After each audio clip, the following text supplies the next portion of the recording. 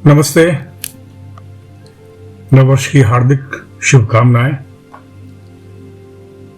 आज मैं सोच रहा हूं कि कुछ ऐसी चीजों के बारे में आपको बताऊं, चूंकि नए साल की शुरुआत ही है और पिछला साल बहुत ही कष्टमय बीता है बहुत लोगों के लिए।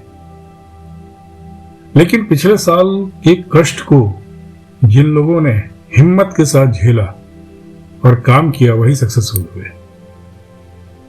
जिन लोगों ने एक्सक्यूजेस ढूंढे वो वहीं के वहीं रह गए। जिन लोगों ने अपॉर्चुनिटी ढूंढी वो प्रोग्रेस किए। लाइफ में अगर आप एक्सक्यूजेस ढूंढिएगा तो कभी सक्सेसफुल नहीं हो सकते। हम हर चीज के लिए एक्सक्यूजेस ढूंढते हैं। मौसम खराब हो गया, सिचुएशन खराब है, ट्रेन छूट गई, गाड़ी का टायर पंचर हो गया। हमारे पास बहानों की कमी नहीं होती। ये एक ह्यूमन नेचर है और हमें मानना पड़ेगा कि इस ह्यूमन नेचर को जब तक हम पॉजिटिवली ओवरकम नहीं करेंगे हम सक्सेसफुल नहीं हो सकते। आपको अगर मैं एग्जांपल देना शुरू करूं, अभी मैं एक फोटो दिखा रहा हूं आपको। आप इस फोटो को गौर से देखिए। इस फोटो में जिम थॉर्प एक स्पोर्ट्स पर्सन है जिन्होंने 1912 में ओलंपिक मेडल जीता था यूएसए में। ये रनर हैं। आप गौर कर रहे होंगे कि इन्होंने अपने पांव में दो डिफरेंट टाइप के जूते पहने हैं और दो डिफरेंट टाइप के सॉक्स भी हैं।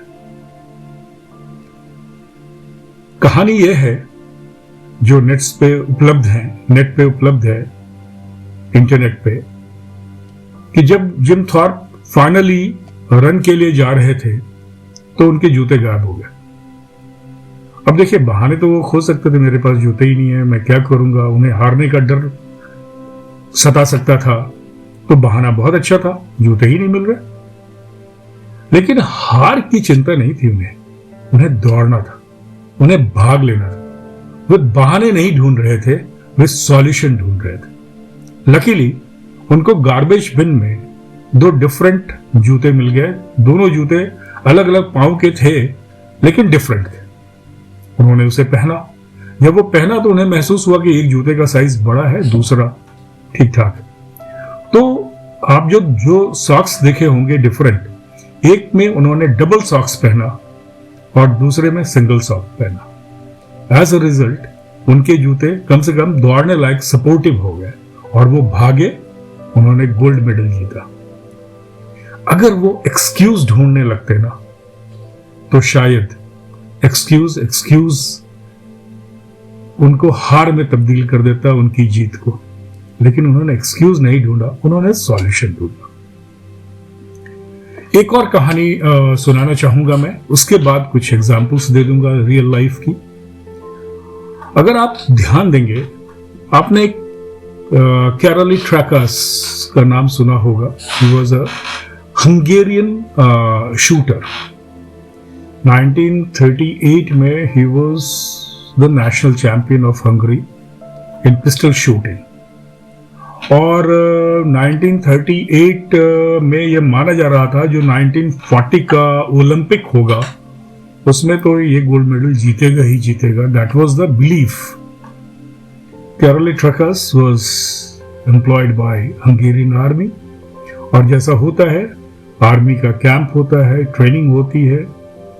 सो इन 1939 or 38, late 38, while doing some practice session in a camp, Carolee Truckers got injured. Hand grenade उनके दाहिने हाथ में बर्स्ट कर गया और जिस हाथ से वो पिस्टल चलाते और शूट करते वो हाथ एम्प्यूट करना पड़ा हॉस्पिटल में। नाउ कैरोली ट्रैकर्स 2 महीने हॉस्पिटलाइज रहे। जब उन्हें होश आया तो he has lost everything. He has lost the hand, golden hand, जिससे वो ओलंपिक जीतते, जिससे वो नेशनल चैंपियन हुए थे शूट करके। सो उनके आंखों के आगे अंधेरा छा गया। उनके पास एक ही ऑप्शन था, सरेंडर कर देना। अब क्या है, ठीक है, एक हाथ नहीं है, आर्मी रिटायरमेंट दे देगी, पेंशन मिलेगा, रहेंगे, खाएंगे, ठीक है, ओलंपिक नहीं जीते तो क्या कर सकते हैं, excuses.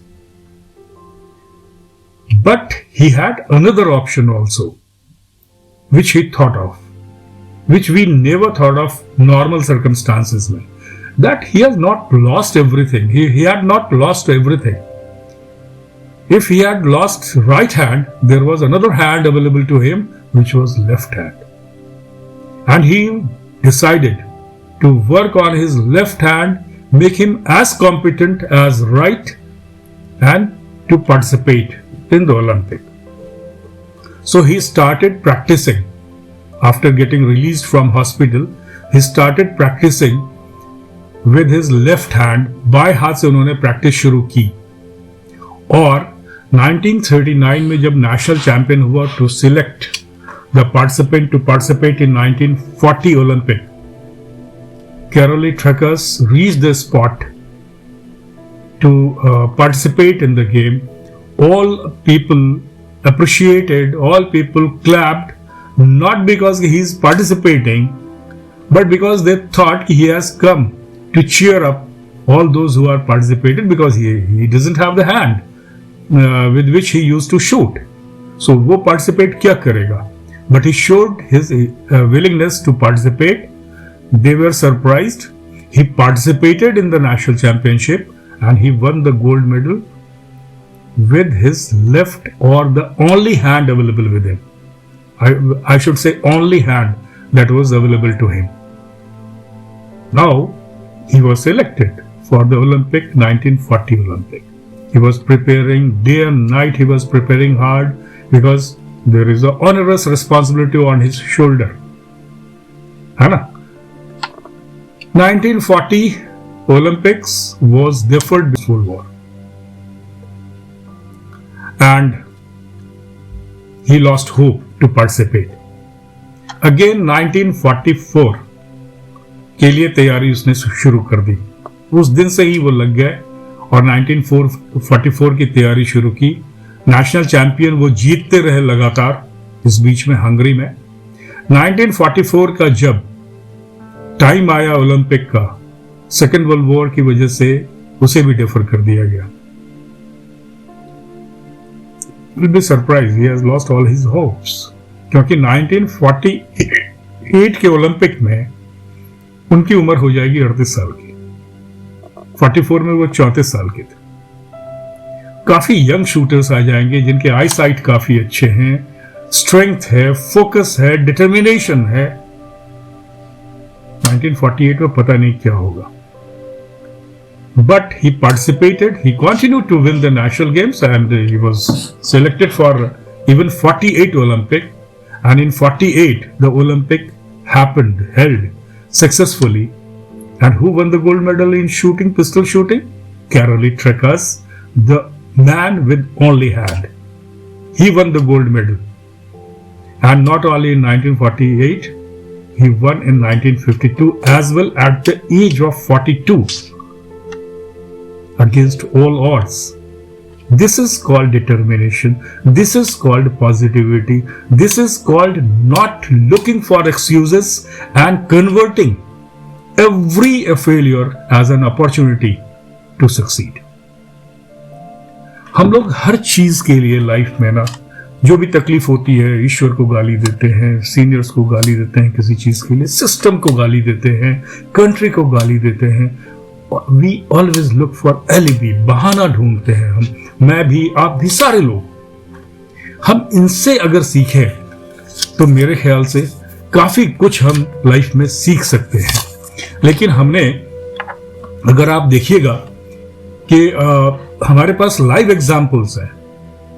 Henry Ford drop out थे स्कूल, फॉर्मल एजुकेशन भी उनको नहीं मिला था, and he made the biggest car company in the world. A.R. Rahman अगर बहाना ढूंढते ना और कहते, उनके पिताजी का बचपन में ही देहांत हो गया था तो उनके पास बहाने थे. But he is a renowned musician, won Oscar. APJ Abdul Kalam Sahab was born in a poor family, कह सकते थे कि मैं तो गरीब घर में पड़ा हूं, मैं मजदूरी करके निकाल लूंगा जिंदगी, but he did not bother for his background, and we all respect him. He was the renowned scientist, he was our president, honorable president, and we all respect him for his achievement in life. आप लोगों ने निरमा के जो promoter हैं करसन भाई पटेल, उनका भी नाम सुना होगा, जो अपनी बेटी के निधन के बाद उन्होंने इस ब्रांड को पॉपुलराइज किया था। लेकिन जिंदगी भर, half of the life, he was selling detergent powder on his cycle, and now Nirma is a brand. Reliance के धीरू भाई अंबानी सारे लोग जानते हैं। He started his job as a very small petrol pump boy, जहां पे वो पेट्रोल सब गाड़ी में डालते थे। बहुत छोटे से काम शुरू किया उन्होंने, लेकिन उनके भीतर डिटर्मिनेशन का, उन्होंने आज इतना बड़ा एम्पायर खड़ा कर दिया। We all respect him for his determination, for his motivation, for his example. We give example of his life कि किस तरह से उन्होंने इतना बड़ा एम्पायर इतने शॉर्ट पीरियड में खड़ा किया। टॉमस अल्वा एडिसन के बारे में मैं पिछले एपिसोड में भी बता चुका हूं कि he invented फिलामेंट और लाइट बल्ब की खोज उन्होंने की थी, का भी एक्सपेरिमेंट किए थे। आप लोग को शायद पता नहीं है कि टॉमस अल्वा एडिसन थोड़ा सोशली चैलेंज थे, मतलब basically he was different from other, not mixing. So teacher was not happy with him, and school में उनकी मदर को बुला के एक दिन उन लोगों ने कहा कि इसे ले जाओ, हम इसको नहीं पढ़ा सकते क्योंकि ये सिंपल माइंडेड स्टूडेंट है। They use the word simple minded, and mother took him away, devoted her time on teaching him at home, and now you all know him. What? अगर आज ये लाइट मेरे चेहरे पे पड़ रही है और मैं इस लाइट में पढ़ रहा हूं, we are all thankful to Thomas Alva Edison. तो लाइफ में इन लोगों ने एक्सक्यूजेस नहीं ढूंढे और इन्होंने अपने लाइफ के जो डिसएडवांटेज थे उसको एडवांटेज में करने का प्रण लिया और उसको किया, वो एग्जाम्पल सेट किया हमारे लिए। लिविंग लेजेंड है हमारे फिल्म इंडस्ट्री के अमिताभ बच्चन साहब। आप लोग सबको पता होगा, स्टोरी सबको पता है कि ऑल इंडिया रेडियो में उनको वॉइस क्वालिटी के लिए शायद रिजेक्ट कर दिया गया था एज ए अनाउंसर, और आज हम उनको उनकी वॉइस क्वालिटी और एक्टिंग के लिए याद रखते हैं। उनकी जो वॉइस क्वालिटी है वो बहुत लोग एस्पायर करते हैं कि काश उनके पास वो वॉइस क्वालिटी होती। नारायण मूर्ति साहब, इन्फोसिस बनाया उन्होंने, नौकरी छोड़ी, डिटर्मिनेशन के साथ एक एक चीज को सेट किया और इतना बड़ा एम्पायर खड़ा कर दिया। Bill Gates, he was drop out. बस बहुत सारे एग्जाम्पल हैं हम लोग के लाइफ में। और अगर पॉलिटिकल सिनारियो में देखें तो अब्राहम लिंकन के बारे में शायद आप लोगों को पता होगा। Abraham Lincoln lost elections 8 times, 9th time he won, and he was frail, he was very weak, nerves का इशू था उनको, उनकी वाइफ का अर्ली डेथ हो गया था, बहुत सारे इश्यूज थे इनके लाइफ में, बट उन सब को ओवरकम करके he became successful and he became the president of USA, United States of America.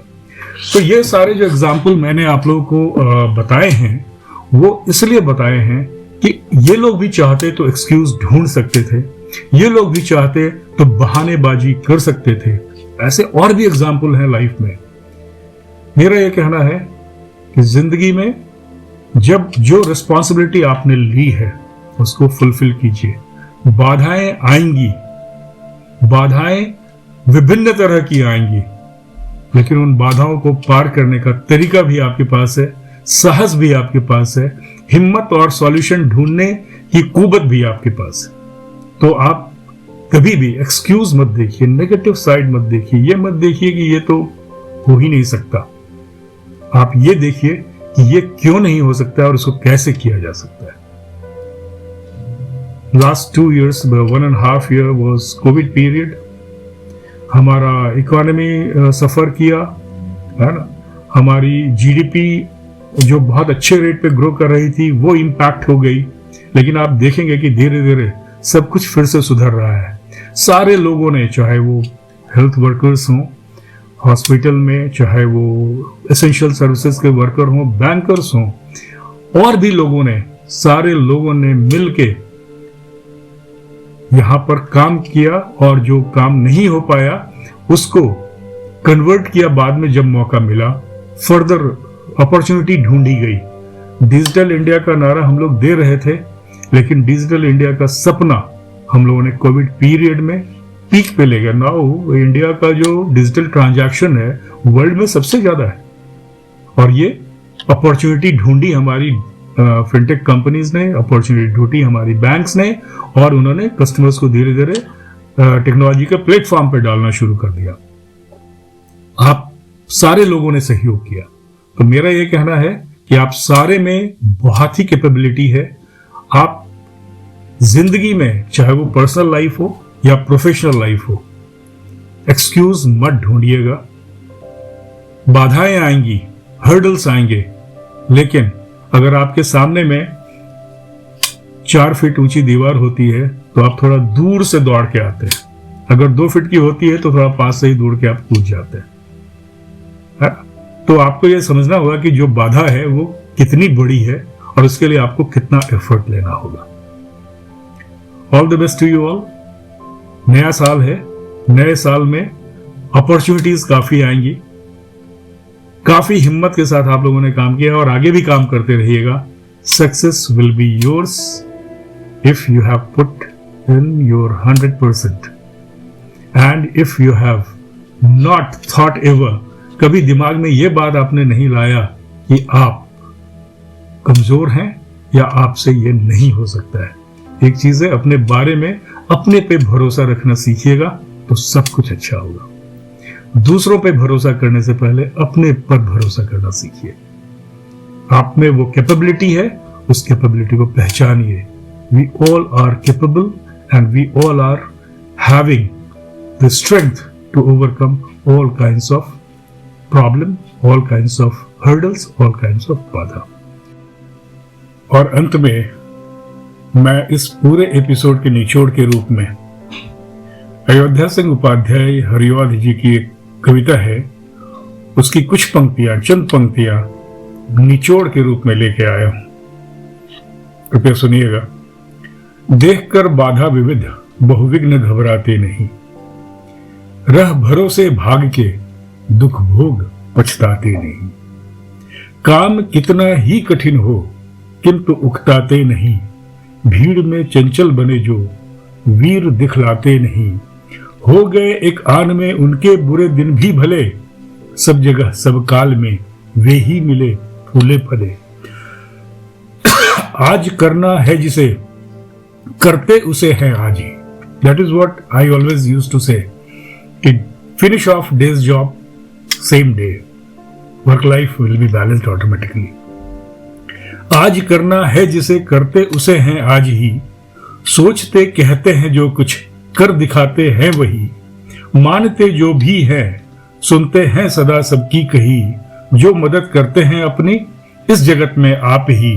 भूल कर वे दूसरों का मुंह कभी तकते नहीं, कौन ऐसा काम है वे कर जिसे सकते नहीं।